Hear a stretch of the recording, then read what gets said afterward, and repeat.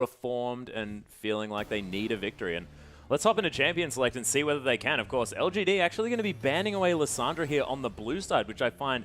Oh, actually, no. It's going to be EDG on our blue side, of course. Things a little bit switched around, but it is going to be the Lissandra ban away from Wayless, which is so smart. Absolutely. EDG haven't really played a lot of the Lissandra. It's not really a Koro champion. Pawn likes the flexibility of 18 gap closer, which we've come to learn. He's only got one, and it doesn't work instantly, so that's just silly. Don't pick that up. Pawn. The Rumble ban against Flame, because this is what the world's come to. And Clearlove actually going to have his Nunu banned away here as well. I mean, I think that LGD sort of knew how to deal with that type of comp, but they're really focusing him this time. The Rek'Sai ban as well. 2 jungle bans against Clearlove. Clearlove could also always default to the Hecarim. Maybe the Hecarim pick up for a little bit less jungle pressure early, but then the big tanky pressure later in the game. You know what I'd like to see, though, is what they played twice against LGD last time. So the Ahri ban comes through against Wayless to remove that as a potential 5th pick. But I'd love to see the return of the Lee Sin. Clearlove's actually 5-0 on Lee Sin, despite the fact you don't necessarily consider it one of his core champions. It's not usually about the skill shots as Clearlove, as you could tell from the Nunu. But it's been very effective, and it should be potentially considered. But look who's available. It's Lulu. Oh my goodness. And EDG looking to try and build the Juggernaut team comp, and we'll see what LGD do to try and counter it. Do they pick away a whole lot of the necessary champions? PYL is going to be able to pick up the Annie here. Was banned in the last series. But Hecarim now a potential option for Flame, and either Hecarim or Aurelia, they feel like Flame-type champions. I really like Hecarim against Juggernaut. That's one of the few things we haven't seen explored, but just the ability to get in there and just the Terrify that comes through after the unstoppable, the Onslaught of Shadows is so good at closing down these really positioning-focused enemy team comps. Gonna go with the Aurelia, much more of a reliable choice, works better in a 1v2. But EDG, they pretty much got the go button the moment they locked in the Lulu to go for the Juggernaut. And we haven't seen it for a long time, but maybe it'll be the Lee Sin. Yeah, we'll see whether it's going to be Clearlove's Lee Sin, but we'll also see whether they decide to lock down the other options here that you do get when you need to build these Juggernaut team comps. And of course, Jarvan, decent option here, was actually used by Gamty earlier on, but Pawn switching around the junglers here, and it is going to be Lee Sin in the end. I mean, there's incidental nerfs to his armor. I believe the 10 less armor at level 1, no armor coming through from the flag means that Jarvan's just that much more brittle in the jungle. He's still a great ganking jungler, still can be used to great effectiveness, but Lee Sin completely untouched in the 5.4 patch. Weird to see him not pick it for himself, but Lee Sin is the locker. It is quite interesting, but you know, maybe just trying to confuse everyone. Success. Yeah, it's worked. I'm definitely confused. But on the other side, LGD actually thinking about a potential Caitlyn pickup here for him. I feel like Caitlyn's been severely underplayed in the LPL. The last Caitlyn I remember was Uzi getting about a 40 CS lead in a 2v2 lane, just straight up denying with Caitlyn. Caitlyn's lane dominance is a sight to behold, and of course is excellent in the late game. And even in the mid game, if you're able to rotate, also has a wonderful matchup against Kog'Maw. And you know, this comp was screaming Kog'Maw. You knew it was coming out. There was no way to pick it away. There's no way to fit Kog'Maw into a more standard comp. But I mean, no reason to see Kog'Maw taken here. Corki is available. They could modify. They haven't necessarily pigeonholed themselves. They could pick up a bit of damage and go for a more of a mid-game comp. But nope, it's going to be the Kog'Maw. It's going to be protect Kog'Maw. And basically, it's all about depth. Yep, to protect the Kog'Maw. But now they have the Whimsy. Now they have that wild growth from this Lulu in order to make this one work. And it's going to be Pawn on Lulu here this time. And does that mean that sort of they're missing that playmaking potential in the mid lane? I mean, it's interesting. I mean, you look at this comp, there's not actually a lot of peel for... There's a lot of peel for Deft, but there's not a lot of shield. It's not necessarily going to be Deft being able to freely stand at the front of a fight, because they've got Leona as their support, more looking for the AoE engage. They've got Lulu for the supportive factors, but Lulu's the only one to really amplify Deft in a fight. There's plenty of peel coming through potentially from Clearlove on the Lee Sin, from all the tankiness of Koro on this Maokai, but Lulu mid, I mean, that's definitely not what we expect from Pawn. Maybe he can play it confidently and try and drive home an advantage over Victor, but maybe it's Lee Sin mid and they're going Maokai jungle. The dream. And that is why Clearlove picked the Leona. I don't think so. No, neither do I, but a man can dream. Of course, I have memories of Froggen's mid lane Lee Sin that was just so much fun to watch. I find it so interesting to see teams go so close to the Juggernaut, then not pick the Janna. Janna goes through picks and bans. They looked at their previous game, they're like, all right, we had no engage that game. Let's do something different. You don't give up the Janna if you're going full Juggernaut. You still have potential engage coming through from Clear Love on the Lee Sin. You still have at least a single target engage coming out from Maokai. This Kog'Maw is at risk if he's playing at the front of a fight. That's the core tenet of a Juggernaut comp, is Kog'Maw fighting from Reckless Abandon at the front of a fight and then having all the utility shields, the wild growth, etc. to fight from the front. This Kog'Maw still has to be very wary if he does that. Yeah, but I mean, I guess this is still Deft, sort of the leader when it comes to teamfight positioning. Now that Name's back, you have to think that both of them are going to be fighting for that spot. But of course, his teamfight positioning has always been fantastic. Maybe they just want to utilize that and figure that maybe they just don't have to put him at the front. You have to mention is also the Caitlyn versus Kog'Maw laning matchup. EDG desperately want a lane swap. They do not want to opt into a 2v2 Kog'Maw versus Caitlyn. It's a very bad matchup for Kog'Maw. Even with the Bioarcane Barrage at early levels, he can only start to match Caitlyn's range. Not fun for the little void creature. Yeah, it's not fun, but let's get into the Rift and see whether it is.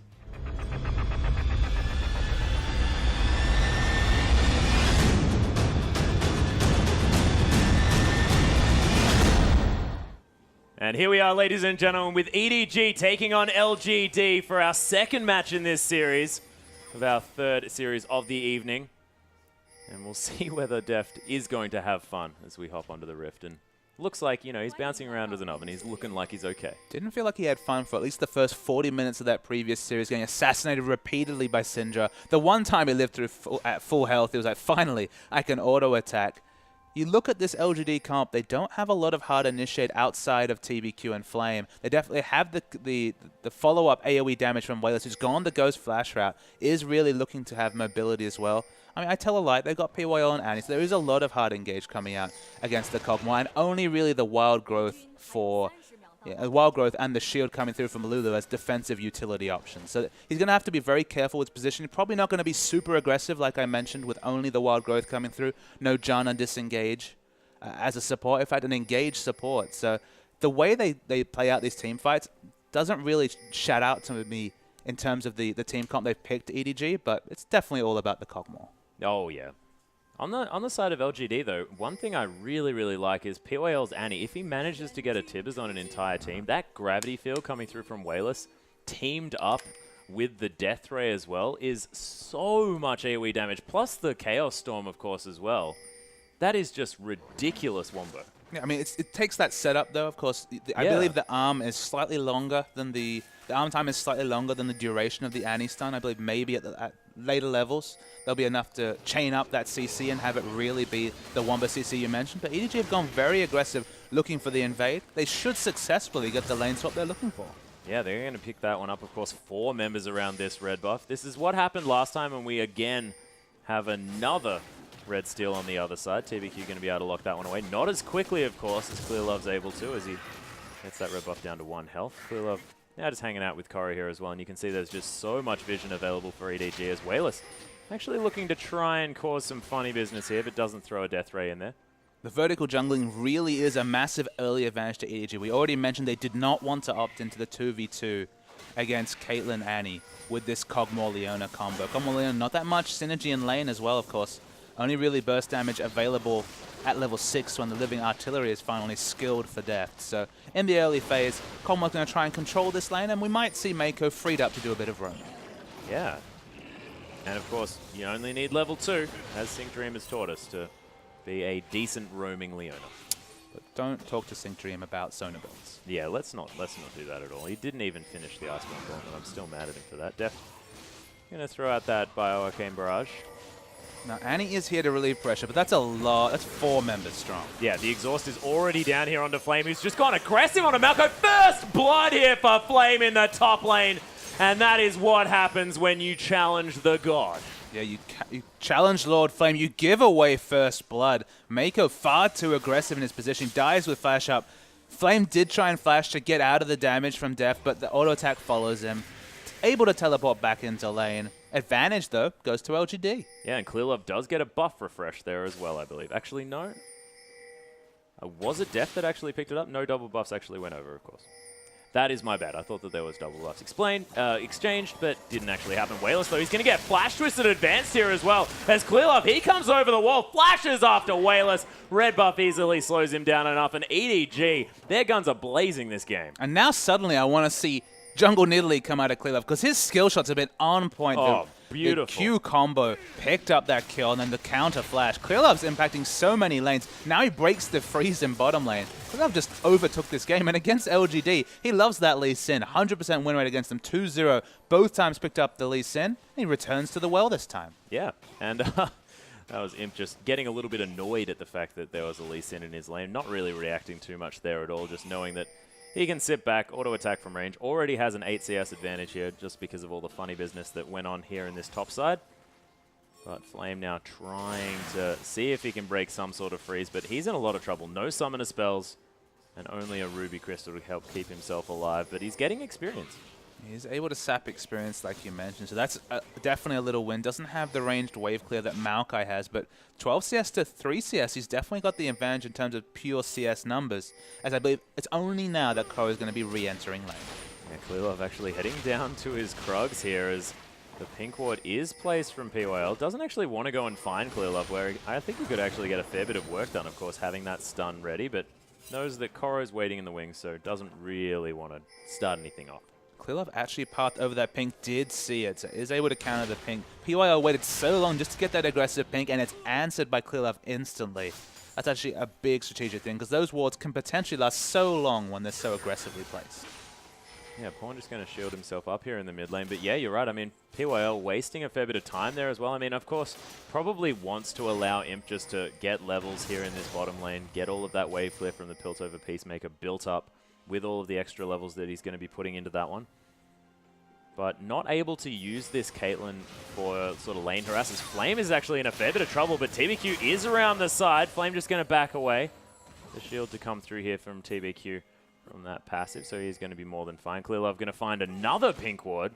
Clearlove's just the destroyer of pink wards at this stage of the game. Clearing out a lot of vision. You'll notice he actually backed with 960 gold, and I thought, is this going to be the Sightstone Rush? But no, he's focusing on combat stats. He wants early dueling power, maybe to try and make up for the fact that Pawn probably not going to be able to get into the enemy jungle and get assassination kills, but we might see another turret die. Oh, yet again, Mirko actually wanting to demonstrate that he cannot die to Flame this time, and Clearlove easily picks up the kill. Is it going to be a double after the tower dive? It is, and Mirko, look at that. That was just beautiful. And that was a 5-man rotation. Pawn actually made it to topside, was able to clear the wave with the Glitter Lance, make it to topside to help. This time, Mako very much on point with the turret aggro juggling, able to hold onto that turret. Caitlyn eventually pushes in bottom, but Koro was getting denied, able to teleport, pick up his 4th assist, 100% kill participation for the top laner with his roams.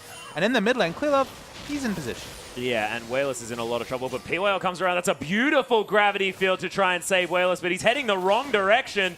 There's going to be the whimsy here, and Wayless trying to turn it around, but it's not going to happen as level 6 was found here from Pawn, and EDG just taking complete control this time. Clearlove's Lee Sin. He does not play this champion often. It's been a few weeks since he brought it out, but you can see why he's 100% with this champion. 100% kill participation. Maybe he'd like to give some of the gold to his teammates at the moment. 3-0-2, but not. It's going to be a very early warrior enchantment into boot. Potentially going to be the Sightstone next, taking over the game before TBQ can really impact any lanes. Well, that's the thing, and of course, TBQ's still only level 5. Vi only really getting going once that Assault and Battery is available, and you have to hit a Vault Breaker to be at all useful in a fight, and he's just been dived repeatedly, and now EDG, they're looking to take down Imp. Yeah, the diving doesn't look like it's going to stop. Yeah, there's the Zenith Blade to land as well. So much CC, and Clearlove just says, just throw a few auto attacks there. I need another kill. Now, that time, Deft was actually the one tanking the turret. Does it masterfully. And Koro in the top lane, he's the one that's been held down. But with the kill participation, actually almost even in gold. Only 100 gold behind Flame, despite the CS discrepancy. And EDG navigating the map masterfully, all on the back of this amazing Clearlove Lee Sin. Absolutely incredible. 1,100 gold already in the lead of his opponent now, as we've got Koro just freezing out this top lane. And think about it as well, just the timing of Clearlove's ganks here. The size of the minion waves dying to no one under these outer turrets in the top and bottom lanes just was so beautiful. And not enough can be said about how Clearlove's been playing this early game. Even just the jungle pathing, to have 6 kill involvements in the first 8 minutes of the game is already just wonderful pathing, reminiscent of when Kakao was really in form for the KT Arrows during their title-winning season, and Clearlove just playing masterfully. Look at this first buy. Warrior Enchant and a Sightstone. He doesn't have any mobility, but given his previous jungle pathing, someone's going to die soon. Yeah, and he finished off the Brutalizer, completed the enchantment, and bought a complete Sightstone. That is just insane. And also has a pink ward in order to clear this one out. He's going to take the Gromp down, and man, Clearlove just playing so well. Pawn going to be able to clear out this wave yet again. Wayless unable to really show too much on this Victor so far. Has decided to go for that Death Ray augmentation.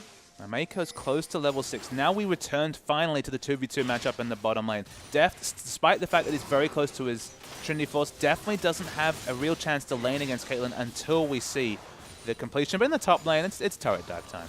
Yeah, turret dive time yet again as Flame just going to get kicked out of the safety of his turret. Koro is going to get wild growth. I don't think he was quite going to die. I think he would have. You think he would? It was like 10, 20 HP. It was too close. Had to use the wild growth. Yeah, didn't want to calculate that one, but again, just looking too easy as far as his top lane is concerned. And Flame probably just asking himself, like, why?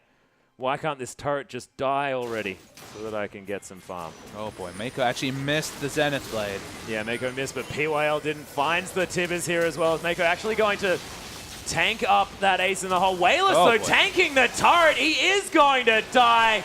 And that is going to be a couple of kills picked up. Now, Cathian Surprise going to get a little bit of damage down here as well. But EDG, a bit of a colossal failure there on the bottom side. In the top side, we see Koro and Clearlove doing a lot of damage to this inner turret. They don't have a minion wave yet. They're going to proxy the next wave coming through.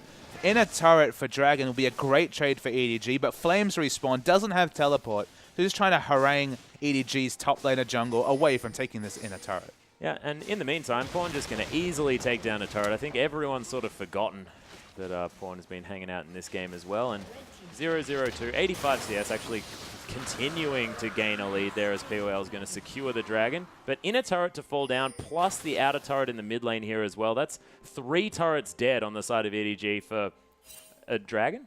Is that worth it? It's definitely not worth it, Atlas. You didn't have to ask me that. I know you were making a point, but the point I want to make, 0-0-2 is Pawn's score. That does not in any way reflect that he's been passively farming in the mid. He's been pushing up the mid lane and roaming, and he's always been in position to put out a wild growth. He isn't even getting kill score involvements, but because he has such a superior wave clear advantage to Wayless, who's now died 3 times, despite the fact Wayless has Ghost, and we've seen, of course, Dade famous for ghosting between lanes to be in position for counter ganks or position for ganks.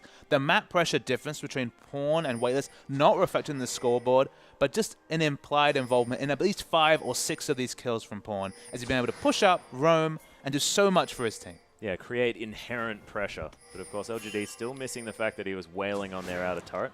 PYL now in a bit of trouble here as Clearlove just massive amount of levels and experience, just everything. This has so many items. Yeah, normally, you know, you see a Lee Sin go that aggressive against 2 people. Look at the 2 members. It's a Warrior Enchant against the Ninja Tabi Sightstone Warrior Enchant. Yeah, just ridiculous. And Imp, I mean, he's gone for this Berserker's Greaves and the BF Sword. He's got a turret-killing build right now, and he's unable to get to any turrets. I mean, there's just been no waves in the right spot. Finally, Flame gets a massive wave in the top lane. Koro might actually teleport up there to meet it. If he doesn't, you know that more turret dives are on the menu. On the agenda, most definitely. Deft just waiting until that turret lets itself die, making sure as many of these creeps are going to fall down as possible. And make it so that LGD can't perform too much of a hard freeze here on this bottom side. Fawn just going to clear out this wave. That was pretty satisfying. Doesn't even need teleport when Whimsy gives you so much movement speed. Clearlove has been everywhere. Doesn't have 100% kill involvement anymore. Probably feels a bit salty about that. Yeah. Oh, Solar Flare into Wayless. There's the Zenith Blade. Miko making it easy here. And Wayless hadn't died in a while. No, he hadn't. You know, you got to give him that 4th. Beautiful times, of course. Picked up a couple of assists as well, so may have actually reset that that kill gold. Yeah, and Pawn able to push so aggressive. The fast push strategy from EDG. They're fast pushing against a Caitlyn with a Kog'Maw. It doesn't even make sense, but it's oh so effective. Yeah, and when you've got a Lee Sin this strong at this stage of the game, I mean, that's how it makes sense, right? I mean, 4-0-4. Clearlove has been everywhere on the map. and the Kog'Maw's got Trinity Force, is ready to siege. The power spikes everywhere apart from Koro, doing just fine. And Koro, I mean, valiantly 2-0-4, not doing bad himself. And the kickback from Imp there as well as Clearlove. He can follow that Sonic Wave if he wants, but finally gives a kill over to Deft. 2, in fact, as TBQ's going to fall down. And it's not over yet. PYL now getting caught out. That was incredible. That Sonic Wave was out of control. Gravity Field going to stop anything further from coming through, but this is the Clearlove show. I mean, Clearlove has taken over this game like no other in the LPL this season, all the way across the map. The MVP points already sewn up in the first 14 minutes. 5-0 and 6. They're going to take potentially an inner turret. Victor has wave clear, but no health. And EDG, they're just turning on the style. It's just incredible. And, you know, Deft picks up a Trinity Force, then grabs himself a double kill. No worries. Whale's going to take a fair bit of damage here from that sapling as well as he comes to try and clear out that wave. But you can't even be an LGD apologist. You could say, all right, you know, they lost the first game in really Titanic style. They were depressed and they just didn't have it for the second game. It's TBQ. Gonna face check Mako and be dead. Yeah, he is most definitely dead. But they've been absolutely outplayed by Clearlove. This is completely Clearlove winning every lane and the jungle and the pressure advantage. And LGD, they haven't even really put many foot wrong. They've just been completely outplayed by this Lee Sin. Yeah, and I mean, next time Clearlove asks for a weekend off, make sure you give it to him, EDG, because it looks like when he comes back, he has just gotten incredibly good at everything he's done. I mean, his Nunu last game was fantastic too. And now, you know, if we ever do see EDG versus Snake again, the first time those two teams met, one of the storylines we had going into EDG versus Snake Game 2 was just how much Clearlove was out-jungled by Beast that series. Now they don't show Clearlove against Beast. The next time those two teams meet, there's another unknown for Snake to kind of unpack. And LGD, they know all about Clearlove. He was on point and kept Imp down in the previous series in week 2. And it's just been majestic. Absolute. Majestic is the perfect word to describe what he's been doing. Now with a 10,000, close to a 10,000 gold lead at 16 minutes into this game. EDG, this is a complete opposite showing to what we saw at about this stage. Of course, LGD just had so much power across the map. And I mean, I think it was probably a little bit after this. I think the game was a lot closer at this stage, but LGD managed to get quite a lead, but it's not looking like it's going to be anything like that this game. No, I mean, the leads across the champions just massive. I mean, you just look at some of the builds that have been completed. Just one augment completed for Victor and an amp tome against Melanomicon and throwing a lazy, needlessly large rod. Yeah, casual, needlessly large rod. For Lulu. 5-1-4, working towards the Blade of the Ruin King as Kog'Maw with the Trinity Force already completed compared to still 1,000 gold away from Infinity Edge as Imp.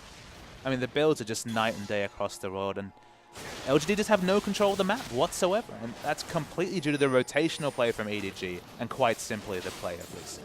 Yeah, and Clearlove, the fact that he picked up his Sightstone so incredibly early, but with it, managed to get power in his Warrior enchantment at the same time. The Sightstone got him more options to kill people. Yeah, it's exactly right. As Deft is going to find TBQ here as well, he's going to have to slink back to base. You've got a bit of a rotation coming through on the top side of the map here from LGD, looking to try and get some pressure down onto Koro, who's getting back-pinged incredibly powerfully. POL actually going to find the W stun, but after the flash, Koro is going to be more than fine.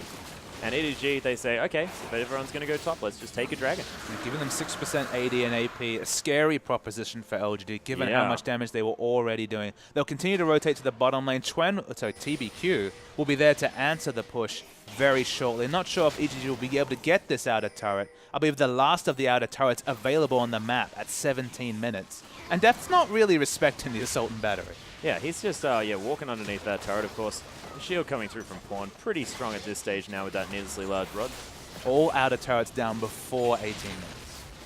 Yeah, needlessly large wallet seems to be what Clearlove managed to pick up here as well, as just so much gold on this EDG lineup. And no turrets at all down for LGD. Remember, this is with a Caitlyn. With a Caitlyn. Just silly. Only man has the pieces here of this Infinity Edge, but still needs to pick up crit after that. And we've spoken about Caitlyn's before. I mean, she has a huge trough towards the mid game, and theoretically so should Kog'Maw, but not when he picks up 2 items by 18 minutes. I mean, she has a team fighting trough, but definitely her sieging trough doesn't really happen. Yeah. Can put down the turret, so safe with the 90 caliber net. But in this case, where team fights are just a dream for LGD, they're so far away from ever being able to stand up in a team fight. Even if they get a pick on one of the members of EDG, there's so much power across the board, there's not really much they can do to look to fight.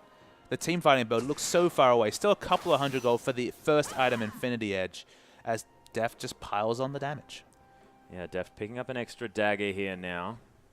Going towards that Blade of the Ruin King yet again. Seems to be his decision here on this Kog'Maw, of course. Does synergize quite nicely with the Bio-Arcane Barrage. Still dealing with Aurelion Vi, so having a bit of self-peel is a happy place to be as the Kog'Maw.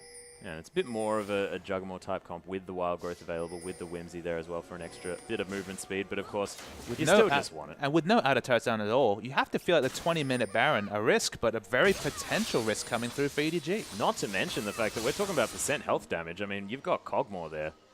And Koro, I mean, even though he's a tanky Maokai, that Twisted Advance does work on Baron. They have a lot of percentage damage coming through. As you mentioned, I mean, Clear Love's no slouch in the damage whatsoever. They have the execute damage coming through from the Resonating Strike. And LGD, we're safe on the map. Their own base, 18 minutes into the game, 19 minutes into the game. No map pressure coming out whatsoever, barring the minion wave slowly pushing out. Where's the safe place to farm? That's the issue in these games. They almost want EDG to break the base just so they have super minions they can kill. Yeah, and look at this from EDG as well. I mean, you saw it was only 5 minutes ago that they had the whole bottom side of the LGD jungle lit up. Now it's the top side of the map. You can see, I mean, LGD, they are positioning together. Pawn is actually going to get Assault and Batteried here as well. There's the Flash Tibbers, but Pawn just runs around. Wild Growth on himself here as well. There's the Glitterlands to slow down TVQ. Solar Flare doesn't quite find anyone, and that's a beautiful zoning gravity field as EDG are going to be forced to back away. Deft, though, playing so far forward. This isn't the end here as Clearlove just launches himself into the back line. And I think that he may have got a little bit overexcited. The Lee Syndrome came 20 minutes into the game for Clearlove, but at 5-0-6 at the time, now 5-1-6, you can kind of understand his confidence. They peeled off the Baron, so you have to say Assault and Battery traded for Pawn's Flash and Ultimate, Cleanse as well. Actually a big win for LGD to arrest what would have been a very fast Baron coming through. They jumped to the defensive Pawn, but it leads to Clearlove's death. And finally, they're able to get a bit of map pressure.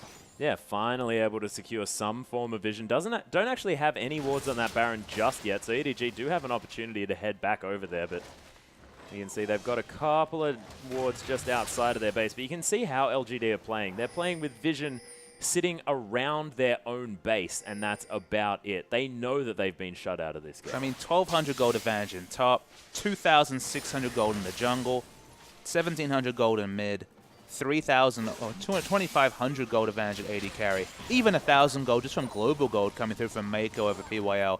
Everyone has an item or more advantage for EDG. They don't quite have the Blade of the Ruin King. That'll be a very big pickup, as you mentioned, even for Baron damage. So want to get that onto Kog'Maw as fast as possible, but they're just so far ahead. And you can see Wayless, he was forced into a Haunting Guise just for a bit of power. Yeah, he just wants to be able to get something here. As Piltover Peacemaker going to do some work onto Clearlove as he just tries to safeguard his way around. As Nico actually turning this one around.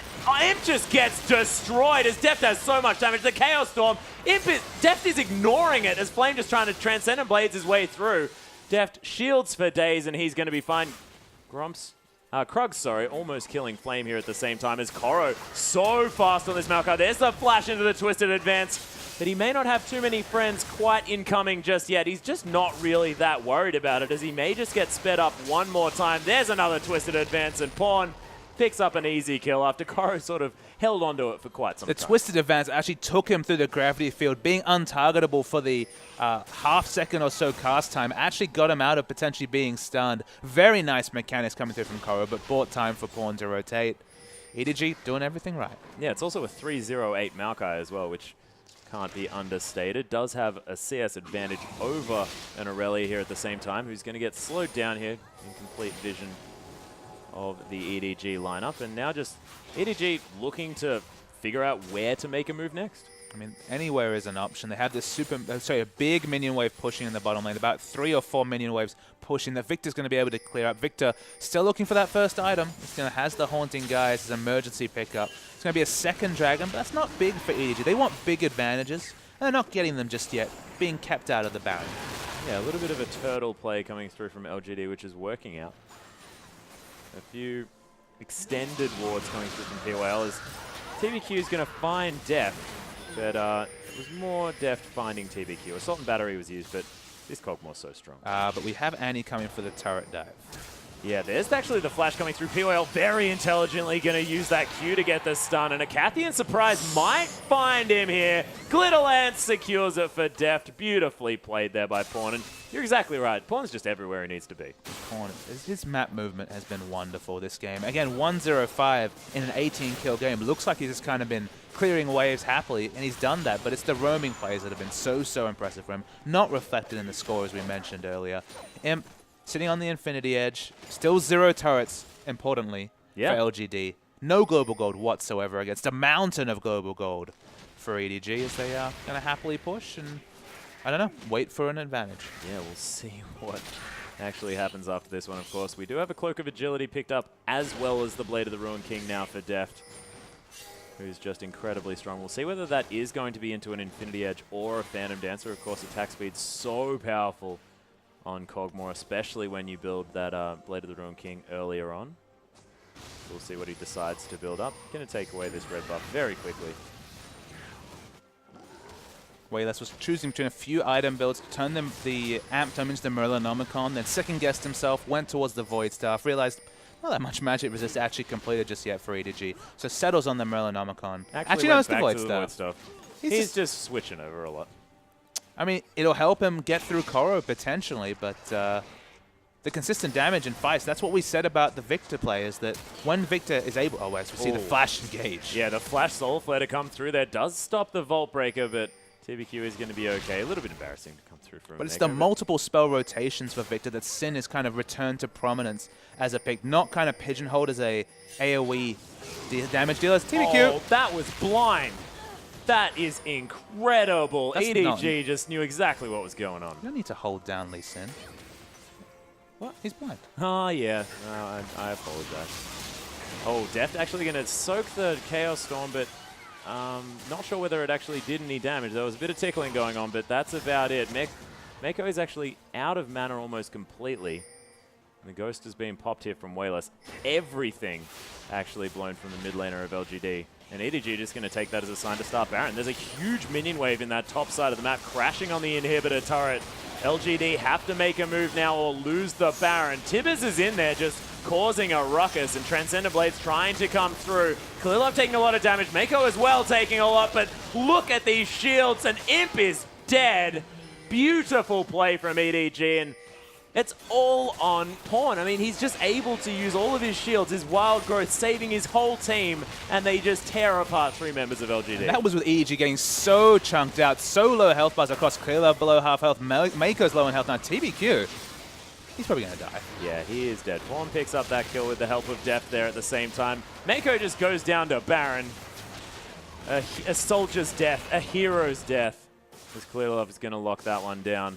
And EDG now with minion waves full of massive Baroned up creeps going to be able to head towards these inhibitor turrets. And I was just going to say about the Void stuff, obviously a lot of bursts coming through from the Chaos Storm, but without the CDR, they're going to have a lot of trouble DPSing down these super minions. Still very early in the game. Still no Zeal item completed on Imp, barring just the Zeal itself. The blue buff gets stolen away, the Baron's complete. I mean, realistically, LGD could have surrendered at 20 minutes, and it probably would have been the same result. I feel like EDG will win this game eventually, but credit to them keeping the series. They want to see if there's any chance that they can eke out a result, but I just don't know where it's going to come from. With the item builds they've been kind of forced into, compared to the embarrassment of riches on EDG's side. Yeah, it's true. And as we just hover over, the Mejai's pickup here from Pawn has had it a little while, does have 10 stacks on it already. 692 AP at 27 minutes. Yeah, not bad. My maths says that's a lot. Yeah, I don't think you even need maths. You can just see that that's a big item. And that's a big number. Probably not a big item because it's actually just a number. But ladies and gentlemen, my brain is actually exploding due to just how strong EDG are this game. Look at the whimsied Kog'Maw launching himself in. PYL just gets eliminated. There's the Assault and Battery, but the Wild Growth to follow up here as well, as Deft is just going insane. So many auto attacks. Imp just dies sort of as a byproduct of that fight. Flame now forced to flash out. You can see Deft People were attacking his friends, and he got super mad about it, Papa Smithy. And he's running around. He doesn't have any cares in the world. Pips up Whalers, gonna turret dive. That is going to be the surrender vote coming through from LGD, though, and EDG put on a clinic in that game. I mean, EDG, 4 games against LGD, 4 victories, convincing winners over the 4th placed LGD. First game, it was close. It looked like LGD would clear it out and come into this game 1-0. And then just the unthinkable happened, and LGD just let it all go away at the last minute. In this game, ClearLove decided, yep, we're going to win this game. Basically decided it in the first 6 minutes. And EDG power through LGD. Yeah, just what more can you say? I mean, you have to think that maybe the first game played on the minds of LGD. They were potentially not happy with how that worked out, and it sort of eked over into the next game. But ClearLove played so incredibly well that I don't even think you can make that argument. He was just so perfect with everything he was doing in the early stages of that game, and then sort of Pawn carrying through to that late game, providing an incredible Lulu to augment this Cogmore. Just beautiful to watch. And look, if you want to tell me that after the early laning phase, when ClearLove had already had 6-7 kill involvements, LGD after the first game didn't really have it in them to play it out, absolutely, I'll take that argument. But that was completely won in the early game by ClearLove with his excellent jungle pathing. Very impressive from him. We don't normally associate with him with strong ganking, strong early ganking, but he was everywhere. And EDG, they were always going to win that second game. Yep, beautiful series by EDG, managing to take the 2-0. But ladies and gentlemen, there is still one more series tonight. Energy Pacemaker going to be taking on King right after this.